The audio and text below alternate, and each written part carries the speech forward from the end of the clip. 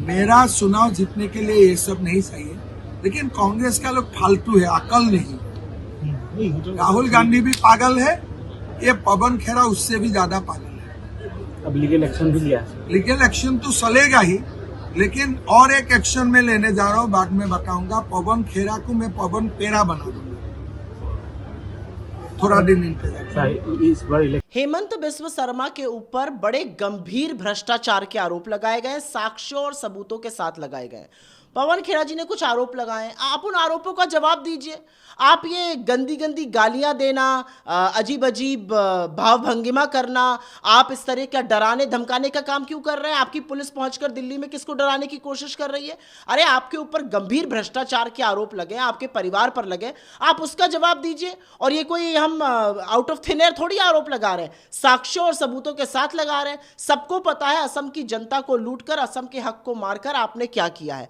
आप इन चीजों को करके, जिस तरह की आप भाषा बोल रहे हैं, जिस तरह की आपकी शैली है, जिस तरह से आप अपनी पुलिस से डराने धमकाने का काम कर रहे हैं, आप ये प्रूफ कर रहे हैं कि आप पूरी तरह से बौखलाए हुए हैं, पूरी तरह से घबराए हुए हैं, और आप पकड़ लिए गए, धर लिए गए भ्रष्टाचार करते हुए। तो असम की जनता जानती है, और असम की, आप एक एफआईआर करिएगा, असम की जनता लाखों एफआईआर करने जा रही है आपके खिलाफ 9 तारीख को, जब वो वोट डालेगी। तो मेरा अपना मानना है, आपके ऊपर भ्रष्टाचार के गंभीर आरोप है, उन आरोपों पर क्लीन आइए। इधर उधर की ये बेकार की बकवास और जिस तरह की भावभंगिमा आप कर रहे हैं, ये एक मुख्यमंत्री को शोभा नहीं देती। लेकिन आपने गरिमा से कभी काम नहीं लिया, तो अब क्या लीजिएगा?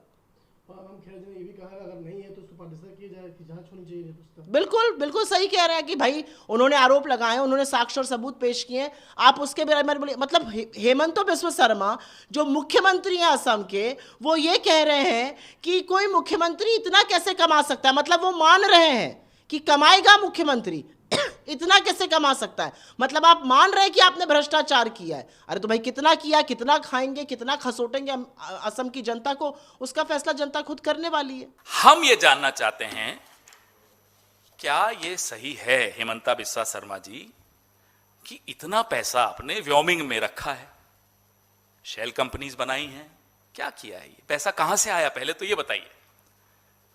अब हमारे मन में एक सवाल आया कि ये व्योमिंग से क्यों? व्योमिंग से इसलिए कि यहां टैक्स नहीं लगता।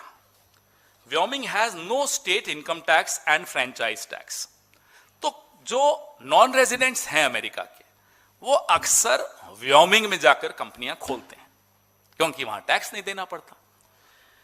और Wyoming has no income tax for LLCs, making it a popular place for privacy and asset protection. ढका हुआ रहता है मामला, बाहर नहीं आता जब तक कोई साथी हमारा वहां से भेज न दे। भेज देते हैं, कांग्रेस को चाहने वाले बहुत हैं, राहुल गांधी जी के दीवाने बहुत हैं विश्व में। किसी ने उठाया, रिसर्च की, भेज दिया। हमने नहीं विश्वास किया, हमें 2 दिन लगे। हमने खुद वेबसाइट ढूंढी, वेबसाइट पे गए, वेबसाइट से निकाला, और ये आपके सामने। हर चीज में हम अपनी ड्यू डिलिजेंस कर चुके हैं। अब देखते हैं अमित शाह कितनी ड्यू डिलिजेंस करते हैं, कब एसआईटी बैठती है, ज्ञानेश गुप्ता कब इस बात का संज्ञान लेते हैं कि ये बंटी बबली ने एफिडेविट में नहीं डाला, दुबई की प्रॉपर्टीज नहीं डाली, हलफनामे में नहीं लिखा। ये क्या कोई नेता करता है ऐसा? ये काम तो दाऊद इब्राहिम करता है, नीरव मोदी करता है, ललित मोदी करता है, और कौन था वो, मेहुल चोकसी करता है। यही काम हेमंता बिस्वा शर्मा करता है, फिर हम उसको बंटी बबली कहते हैं, इनको आपत्ति होती है। ये क्या बंटी बबली नहीं है तो कौन है ये 52,000 करोड़ रुपया आप अमेरिका में कैसे लाए, कैसे आया, कहां से कमाया, ये बताइए। ये दुबई की प्रॉपर्टीज क्यों नहीं है हलफनामे में, ये बताइए। क्या यह आदमी एक दिन भी जेल से बाहर के रहने लायक है, यह बताइए। इस खुलासे के बाद नरेंद्र मोदी और अमित शाह के मुंह से अगर छोटा मोटा भी कोई नकाब बचा हो तो वो निकाल के बाहर फेंक दीजिए, और अगर अभी भी नकाब रखना चाहते हैं तो इस व्यक्ति को तुरंत गिरफ्तार कीजिए। He has to be disqualified. करने दो, उसको कोई डरता है, जो होता है हम फेस करेंगे। गिरफ्तारी की तलवार लटक दी। अरे गिरफ्तार ऐसे बहुत देखे हैं। अब इतने तो ईडी, सीबीआई, कितने इनकम टैक्स, कितने कितने कर रहे हैं मोदी जी और होम मिनिस्टर, सबको तंग कर रहे हैं। और उन लोगों को, जिन लोगों को भ्रष्ट करके जेल में डाले, वो बाहर आने के बाद वो ड्राई क्लीन का रहता, क्या बोलते हैं उसको, वॉशिंग मशीन में डाल के उनको क्लीन करके ले रहे। कोशिश होती है आतंक और भय पैदा करने की। उनके घर में जाते हैं, वहां से निकलते कहते हैं हमने कुछ ऐसे डॉक्यूमेंट लिए जो पूरी तरीके से,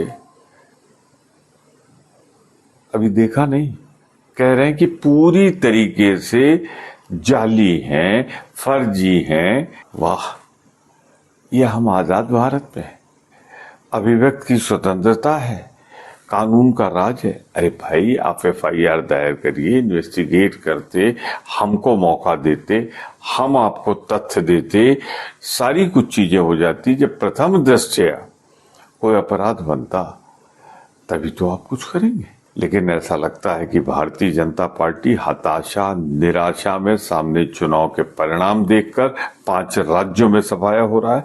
वो पवन खेड़ा जी के यहाँ उनकी आवाज बंद करने गई है। सुन लीजिए, जब अंग्रेज कांग्रेस की आवाज बंद नहीं कर पाए तो आप क्या करोगे? हेमंत बिश्व शर्मा जी और उनकी वाइफ ने बता दिया सच क्या है। केस हुआ है तो आसाम की पुलिस नहीं आएगी तो आसाम से कोई पंडित आएगा 500 सुपारी लेकर के इनको बुलाने के लिए।